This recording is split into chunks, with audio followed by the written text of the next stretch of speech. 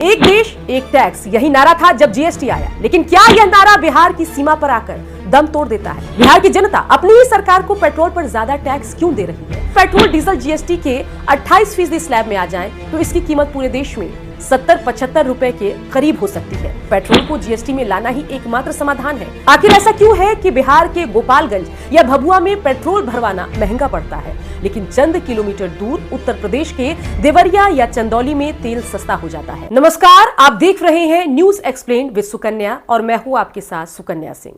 एक देश एक टैक्स, यही नारा था जब जीएसटी आया। लेकिन क्या यह नारा बिहार की सीमा पर आकर दम तोड़ देता है? आखिर ऐसा क्यों है कि बिहार के गोपालगंज या भभुआ में पेट्रोल भरवाना महंगा पड़ता है, लेकिन चंद किलोमीटर दूर उत्तर प्रदेश के देवरिया या चंदौली में तेल सस्ता हो जाता है? बिहार की जनता अपनी ही सरकार को पेट्रोल पर ज्यादा टैक्स क्यों दे रही है? आज हम इस पेट्रोल पॉलिटिक्स और बिहार सरकार की आर्थिक मजबूरी और उसके शराबबंदी कनेक्शन का पूरा गणित समझेंगे।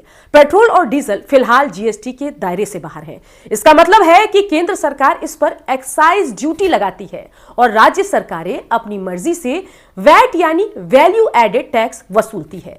बिहार में पेट्रोल पर वैट की दरें देश में सबसे ज्यादा है।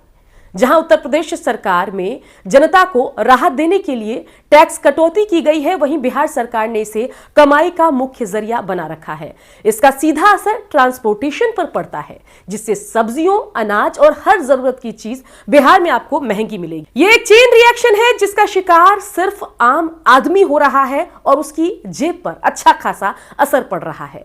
बिहार सरकार के पास राजस्व के सीमित स्रोत हैं। शराबबंदी के बाद राज्य सरकार को सालाना करीब 5 से 6 हजार करोड़ रुपए के राजस्व का नुकसान हुआ। जानकारों का मानना है कि सरकार इस घाटे की भरपाई पेट्रोल डीजल पर भारी टैक्स लगाकर कर रही है। सवाल यह है कि एक सामाजिक सुधार की आर्थिक कीमत क्या गरीब और मध्यम वर्ग को अपनी जेब से चुकानी पड़ रही है?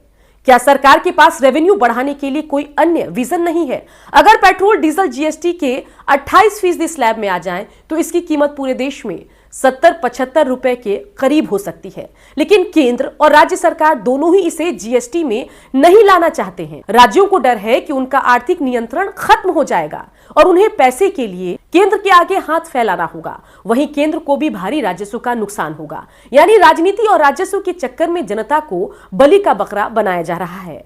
बिहार की सीमावर्ती जनता आज भी यूपी जाकर तेल भरवाती है, जिससे बिहार को मिलने वाले रेवेन्यू का और भी नुकसान हो रहा है। यह एक लॉस की स्थिति है। क्या आपको लगता है कि नीतीश सरकार को तेल पर टैक्स कम करना चाहिए?